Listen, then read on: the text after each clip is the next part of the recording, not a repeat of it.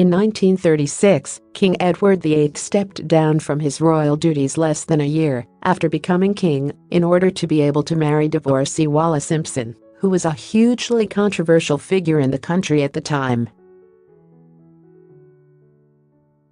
Edward's shocked decision to choose his relationship with Mrs Simpson over his country thrusted his younger brother, Prince Albert, and his wife, Elizabeth Bowes-Lyon, onto the national stage. On May 12, 1937, they were crowned as King George VI and Queen Elizabeth in a lavish ceremony at Westminster Abbey. Meghan Markle bombshell, how Kate feud rejuvenates spirit of Wallis's, how Queen Mother humiliated King Edward VIII in massive royal snub. The narrator explained, no one was more horrified than Elizabeth. Although she had all the qualities needed to be queen, she had never expected or wanted to take on the role. Royal biographer Jane Ridley added, the Duchess was pretty distraught. It'd be wrong to see her as playing to be queen. She certainly wasn't doing that, she didn't want to be queen.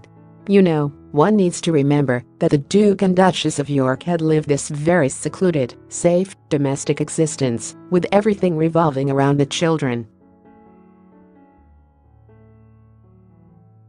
Very little entertaining, very few people coming into the house. Suddenly to be catapulted from that into the position of monarch was a terrifying thought for both of them.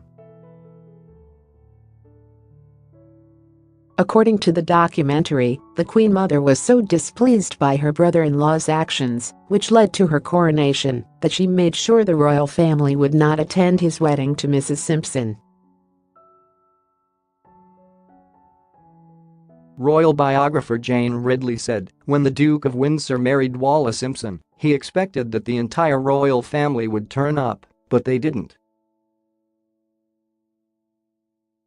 This was a massive humiliation for him and very much, I think, the idea of Queen Elizabeth's.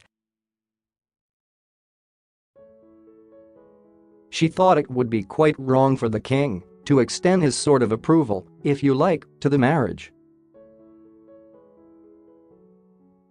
According to the documentary, the boycott did not stop there, as the Queen Mother was also behind the refusal to award Wallis the title of Her Royal Highnesses, even though it should have been hers by law, and she was also responsible for their forced exile to France. Royal biographer Philip Ziegler said, I remember saying to her once, why have you been so resolute in keeping the Windsors out of Britain? She said, you can't have two kings, can you? I knew what she was saying.